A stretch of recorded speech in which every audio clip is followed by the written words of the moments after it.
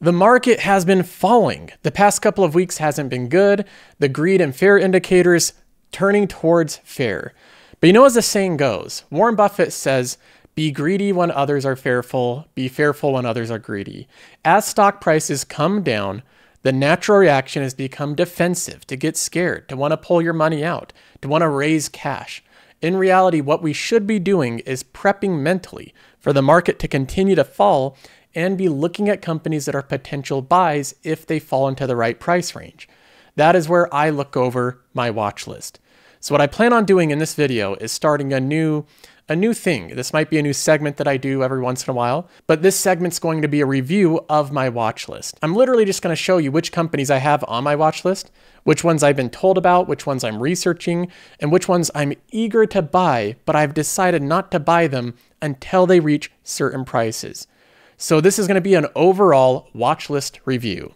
I'm excited to jump into this. Let's go ahead and just get started. The first thing that I'll mention is I keep my watch list on an application called Qualtrim. Now, Qualtrim.com is something that I own. So obviously I'm a bit biased here. I literally made the application, but I think it's great. I think that you'd love it if you tried it out. It's part of the Patreon membership. I offer it for $10 a month. It comes with a month-long free trial. So you can join today, try it out for free. If it's not for you, there's no harm, you don't lose anything. So it literally comes with no risk. But Qualtrim.com is the application we're looking at here. And this is what I show on my videos all the time as well. You can click on a company like Costco. You can see the fundamentals and all the financial statements in visual format and a lot more information about companies. So you've seen this before, but Qualtrim has a lot more features. One of them is the watch list feature. This is where I keep all of my watch lists. Now, this page might look a little bit more confusing. Let me explain some of the things that are going on here. First of all, I have the watch lists right here. So these are all the various ones. Let's go ahead and select one that's the passive income portfolio. I keep a watch list that just tracks my entire portfolio. On this one, you'll see every single company I hold in my portfolio. Apple, Chipotle, Costco, Canadian Pacific, Intuit, so on and so forth. It shows the price that they're trading at for the day. So we have a sell-off today. A lot of them are in the red. Costco and Intuit are in the green.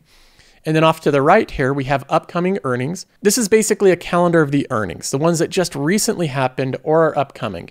We can see that Costco had their earnings just yesterday, September 26th. So we have that as well, going down to Intuit having theirs November 27th. Then I have another feature up here.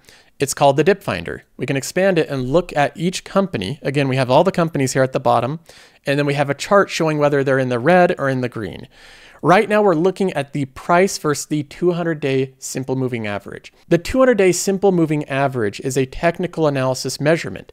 It shows you visually if the company's in a dip or in a price surge. I can look at my portfolio and see that Chipotle, Apple, MasterCard, Microsoft, Costco, and Intuit are not in a dip. These companies are going up. They're in a price surge. And then I have these companies over here. Texas Roadhouse is in a dip. Vichi's in a dip. Canadian Pacific and S&P Global and Union Pacific. Now, Texas Roadhouse is in the biggest dip. It's negative this year. So this plots out what companies are in a dip, which companies are not. And then I also can change this and say, you know, how has it performed over the last year or year to date or so on. I can change the different views here. But I love looking at the 200-day simple moving average because that really shows the momentum of a stock. It shows you if a great company's in a dip or not. So we have these different tools I look at, but overall, the biggest thing I try to do here is I try to take companies that I found that I think are good and put them somewhere in a watch list. And I organize my watch list by different categories. For example, I have here one called Global. The Global watch list, like you might imagine, is literally just any company that I want to keep track of. If someone says, Joseph, you have to research this new company I found, it meets all of the metrics, it's a great one, I'll throw it on the global watch list. This could also be referred to as my investment universe. Any company that could potentially be investable. So on this watch list, I have a lot of familiar names, companies that I've owned previously, companies that I might buy into in the future. I have any company that might fit within my preference for investing. We have ASML, Aspen Technology, Canadian Pacific, that's one that I do own. We have Copart, that's a very interesting one that I'll talk about more in the future. We have Salesforce. This is a great company, one that I have owned, then I'll probably buy this one on a dip. We have Domino's, another great company, FICO, Hershey's, Lowe's, Marriott, Moody's, Monster Beverage Corporation, MSCI, Pool Corporation, PayPal, Starbucks, Ulta, and Visa. So this is a mixture of ones that I'm looking at, ones that I've owned, and ones that I currently don't own. If I want to keep a company in my memory so it doesn't slip my mind during a sell-off, I'll add it to this watch list. And then if we go into a terrible recession or a big sell-off and everyone's panicking, we have another 2020 type event, I'll be looking at this watch list and seeing if any of these companies has had a dramatic dip. Now, how do I easily visually determine if the companies have had a dramatic dip? The dip finder. I can pull this up and check this out.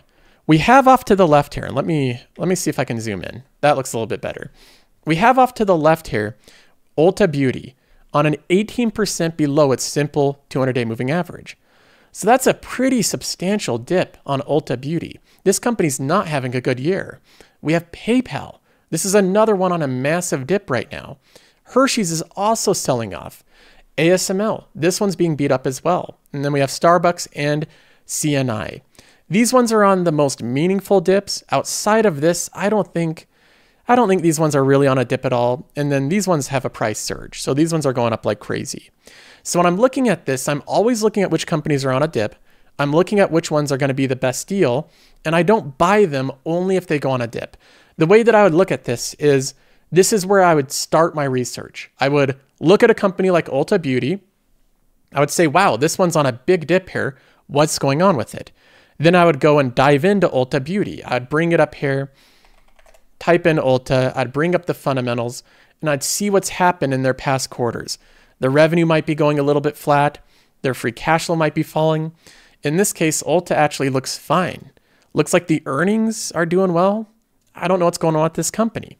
So Ulta might be a company that's not really having any issues. It's just on a dip. So that is the global watch list. It's a watch list of my entire investable universe.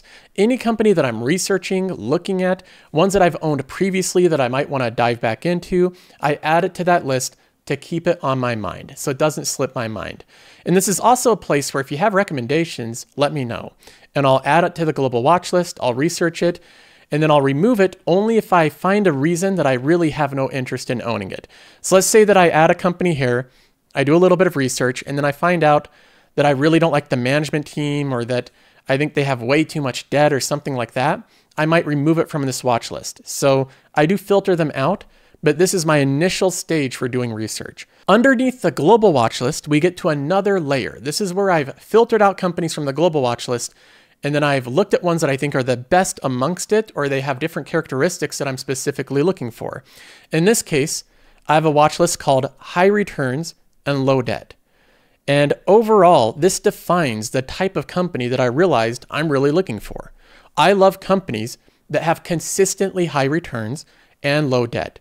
Now, high returns is a bit ambiguous, so let me explain what that means. If we look at a company that has high returns, we can go to MasterCard here. I'm not talking about returns in stock price. That's not what I'm referring to. I mean high returns in their financial operating metrics, meaning when you go to the ratios on the insights page, looking at the return on capital employed, this is a measurement of the returns of the business. When you give them capital, how much are they able to make with that capital? If I give this company $100, are they able to turn that into $110, $120, $130, $140? The more they're able to turn $100 into $100 plus, the higher the returns of the company. This is measured by returns on capital employed. This is one of those financially sophisticated ways of saying a company gets really good returns. So we have returns on capital employed. MasterCard is an example of a business that has fantastic ROCE. The returns on capital employed are 49%. Now it's just unattainable for most companies. This is like a standard that most companies can't even come close to. So obviously MasterCard and Visa are in a league of their own. But in general, I want companies that can have consistently high returns, either through returns on tangible assets, return on invested capital, or returns on capital employed. They're all basically measuring the same type of principle. If I look at Costco, for example, it's nowhere close to MasterCard. Again, MasterCard is an outlier. Visa is an outlier. But Costco's still pretty good. 20% ROCE. That's not bad. The average company is getting anywhere from 12 to 15%. So Costco is a step above most companies. And the cost of capital somewhere around, I'd say 8 to 12%. So the cost of capital is here. Costco's earning returns way up here. They have a nice margin between the cost of capital and the returns. We have more companies. Again, I can look at S&P Global. That's one that I have as a big bet. This is one that has consistently high returns on capital employed. It fell in 2022, but that is because of an acquisition. Once the acquisition gets realized, the synergies happen, the cost efficiencies happen, the returns on capital employed should go back up. This one typically gets around 40%. Very, very high. S&P Global is a very special business though. In general, I'm looking for companies that have a reasonably high return on capital employed. And again, if you don't have returns on capital employed because you don't have Qualtrim, you could also use return on invested capital or return on tangible assets. Either one of those are basically measuring the same thing. When I look at Texas Roadhouse, not as high as MasterCard, it's a little bit below Costco's, but it's still pretty good, around 17%. That's well above the cost of capital. What I don't want are businesses that have unpredictable or low returns on capital employed. If I look at Ford, for example, this same chart shows a different picture. Right here is 10%. So keep in mind, MasterCard has on average 40% returns on capital employed. Ford doesn't even get above 10%. The only year they were above 10% in the past decade was 2021, and they were barely above it. The cost of capital is probably around here. So this company loses money. It doesn't have high returns. The cost of capital, their borrowing cost, is higher than the returns. That's the definition of a bad business. I don't like owning companies like this, so I don't buy Ford. So the type of companies I'm really looking for are ones that have high returns on capital employed to be specific. And this watch list is a watch list of companies that have that characteristic in common. Now, there's another factor I look at as well. I don't only want companies that have high returns, but I want companies that have low debt. Something that I've become a little bit more aware of. Maybe I'm just getting a bit more older or just a bit more mature, but either way, I've just decided I don't like debt. I really don't like debt. I don't like it in my personal life. I have very minimal amounts of debt. I really only have debt in my mortgage for my house. Other than that, I pay off credit cards. I don't take out loans. I don't use leverage to run my business or my YouTube. And it makes life so much more simple. And I like to invest in companies that view things the same way that I do. They like to reduce risk by reducing debt in their business. Now, I know there's some of you saying, Joseph, you're missing out on returns and leverage can be used wisely and you just have to do it in a really smart way. And I understand that. But from a business perspective, I think the businesses that can grow substantially without using leverage, but they can rather grow using their own cash flows and their own profits and reinvesting that, I'd much rather own those businesses. And this is something that I've just have a strong preference for. I'm not only looking for companies that have high returns, I'm looking for companies that have low debt. Because overall, if you have a company that's trying to enhance returns by using leverage, that may work for a time. But if they push the limits a little too far and then we go into a recession and your company that has a lot of debt enters into a recession as interest rates are going up, the cost of capital is going up, the cost of renewing the debt's going up, that puts companies in such a bad position.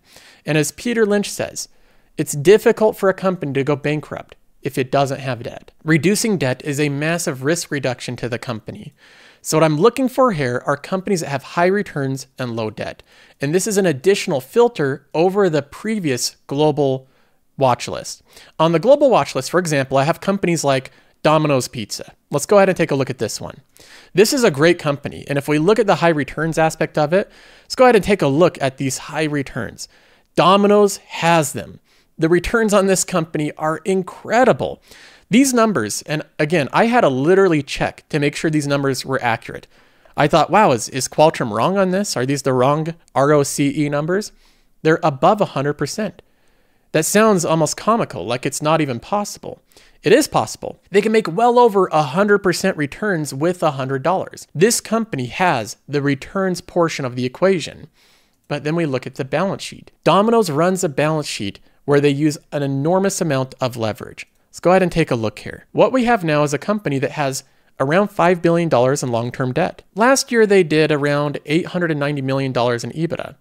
So they're around 5 times debt to EBITDA. 5 times amount, the long-term debt to last year's EBITDA. That's a very high ratio. That's higher than any company that I own in my entire portfolio. That is such a high ratio of debt that that's even more debt than Vici. Vici has a lower ratio than that as a real estate company. So Domino's, although it has high returns and I like every other aspect of this business, the part that really kills it for me and rules out this investment is the debt ratio. So whether it's Domino's or any other company, having these 2 requirements and having them consistently is very important. And if I found companies that I believe have this perfect combination, I add them to this watch list. So let's go ahead and take a look at some of the companies already on the watch list. First of all, we have Apple. Apple has net cash. So they're cash rich. They have consistently high ROCE. Obviously, this meets the combination. Consistently high returns, low debt. Adobe. We can look at this company. Let me take a look at the returns of this one. If we look at the ROCE of Adobe, I believe it's very high. It looks like it's going up over time. So we have the past 10 years here. This is when they made their transition over to subscription from their legacy download the entire Adobe suite once. We can see the ROCE going up over time. It's reached heights of 32%. That is objectively high. So Adobe meets the qualifications. We have ANET. This is a new company that I learned about maybe a week ago, so I haven't done a lot of research on this one. But from the description of it, I believe they work with servers and they offer software. I think the company is very compelling. I added this one because guess what? This one has incredibly consistent ROCE. We look at the past 5 years here. It's gone up to 17%, 20%, and 27%. So not as high as Adobe, not as high as MasterCard, but pretty good. Nearing 30% is pretty good. And then what I love about this company, look at the debt on this company. This is the long-term debt. They have none. 0 long-term debt. They don't even have capital leases. So this company has literally no obligations to speak of. And then they have a ton of cash on top of that. They have currently $3 billion in cash. So what we have here with Arista Networks is a very cash-rich, debt-free company. I love seeing these type of companies. Now it's way up this year. It's up 50%. The free cash flows also seem to be growing over time. I really love what I'm seeing with this business. I'm going to be doing more research on it, but this is one I'm very interested in. So ANET's one that requires future research. I'll be looking into that one more, but I so far love it. Chipotle is another one that I already own. We know this one has consistently high returns and the returns on capital are growing and the company has no long-term debt. Now Chipotle does have some capital leases, so they do have some obligations, but they don't have much. It's not a lot of leverage and capital leases are a bit different than long-term debt. We also have Costco. Costco is a company that doesn't have any net debt. So even when we look at their cash and debt profile, we can zoom in the past 10 years here. They have currently $13.7 billion in cash and they have around $7 billion in debt. So a lot less debt than cash. They could easily pay off their debts with their cash. Costco is a company that I've literally owned for over 5 years. It's a company that I've shopped at for over a decade. In my opinion, I know there's concerns about the valuation and the PE ratio. When I look at the business, I am excited to own this one for the rest of my life. I think given enough time, this one, I just have a very strong feeling with all the research I do on it. Even looking at the valuation, I think Costco is going to be a very big winner long term. It might trade around or trade flat for a while, the valuation concern. Long term, I see a very, very prosperous future for this company. Now, next up, we have a company called Copart. I have not talked about this company a single time on either of my channels, so you might not be familiar with it, or you might have heard rumors about it, but this is also a very interesting company. And the more that I research it, the more that I love it. What this company does, and the business model's genius. They basically own a bunch of land across the US in prime real estate, and then they take in damaged vehicles, ones that are being junked, meaning they're damaged beyond the cost of basically the insurance company wanting to repair it. And then they deal with the junked companies. The insurance companies pay them to do that. Now, they do a lot more than that. They also have all of this software. They have the online sales of the cars. They've developed very specific software that they even white label and license that's taken decades to sell. So it's a hybrid company that owns a lot of real estate. But best of all, the returns and the results of this company speak for themselves. If we look at the return aspect of it, sorry about that. That's the revenue. Let's go ahead and go back to the returns here. The returns of it, if we look at the ratios, incredibly good returns. That red mark is the 20% mark. Up here is 30%. So it's bouncing between 20 to 30% returns on capital employed. And the fact they've been able to do this for 20 years is considerable. That speaks to the management, the business they have. It's very resilient. Now we look at the balance sheet of the company. This is another thing I love seeing. Of course, these companies could lever up. They could take out a lot of debt. I'm sure there's happy lenders to get debt from, and they could use it to buy back shares or to buy different smaller companies or to try to buy growth. A lot of companies do that. In my opinion, again, that speaks to lower discipline from the management team. This company has a ton of discipline in their management, and you can see that in their returns. They're consistently generating super high returns while having excess cash. Their cash balance right now is $2.36 billion. So Copart's another interesting company that everything I can see throughout its history and its financials speaks volumes about the company and the management of it. I think they've done a terrific job. This one does require a bit more research on my part. I haven't done adequate research, at least enough to make an investment. Then we have some familiar names. We have Google, Intuit, MasterCard, and Moody's. All of these companies have very consistently high returns and little to no debt. Now, of course, we have Microsoft. This is another one that I own currently. Goes without saying, they have very consistently high returns and they have a lot of cash. And then we get into another one that's a bit lesser known. ODFL is Old Dominion Freight Line.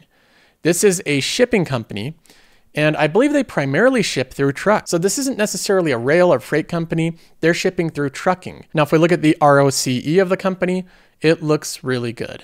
If we zoom into the past 10 years, we can see the trend here. It's going up over time. They're taking market share, growing their business, and it's been consistently high and growing. We have around 20% or above. It went a little low in 2019 and 2020. You can use the excuse that COVID slowed things down, less things are being shipped. That lasted for a time, and then we see the influx of shipping afterwards. So 2021 and 2022 have been good years. When we look at the balance sheet of the company, they have a lot of cash, way more than they have debt. So obviously this company has a very strong balance sheet, a growing business, and consistently high returns. But that is the list so far. I look at this list all the time. I add companies to it if I get recommendations or someone comes with a new company that has consistently high returns and low debt. I'll add it to the list and do research. And I'm always looking at the dip finder to see if these companies are in a substantial dip. That prompts me to look at the company more in depth and see why it's dipping. In this case right now, there's not many companies on this list that are on a substantial dip. Right now, we basically have Texas Roadhouse and Monster. And Texas Roadhouse is really not on that big of a dip. But if it keeps going down, I might add more to that position. Other than that, most of these companies go up over time. That's what typically happens with compounders. So I try to buy them at any opportune time. And if this sell-off continues, if we get a lot of fear, if we get a lot of doubt in the market, if the doomsday people come back, that'll be a buying opportunity. Now, I have yet one more watch list, just one more, and that is called Buy Ready. These are companies that I've already done a decent amount of research on. I already love the companies. I love the fundamentals. I love the path of them. And they're companies that I might buy during the next dip. Just like Moody's and S&P Global do credit rating for large corporations and large debt issuance, FICO or Fair Isaac does the same type of scoring but on an individual basis. When you apply for a car loan or a mortgage loan, they're going to run a FICO score. And it's a very good business. It has a lot of similarities between the two. Then, of course, we have Visa. I already own MasterCard. I love the industry. I love the business. I'd like to buy Visa if it goes on a decent dip. So I'm waiting around patiently for that dip to happen. Now, unfortunately, companies like these rarely go on dips. So it takes some patience, some discipline, some time. I have to sit on my hands and sit around, hoping that they'll go on a dip, but someday they might. So hopefully it was interesting to see a bit of a behind the scenes of how I organize my watch lists and how I organize my research on companies. It's very simple. I have a couple watch lists. They have qualities and characteristics that I look for in companies. I filter and organize them. I take suggestions from other people, and I'm constantly moving new companies in, and I might be moving companies out if I find something I really don't like in them. Overall, the aggregate list is a group of companies that I think are incredible. And then I use the dip finder tool to be able to see where they're trading. Are they on a big dip? Are they trading down, or are they having a price surge? If I find a great company, one that's just fantastic, and then I get that company on a deal, that is the best scenario. That's where it's just magical. It's like buying Apple in 2020 at a 19 PE ratio. Those type of deals don't happen often, so I like to keep a watchful eye in case it does happen in the future. But hope you enjoyed the video. That's it for now. See you in the next one.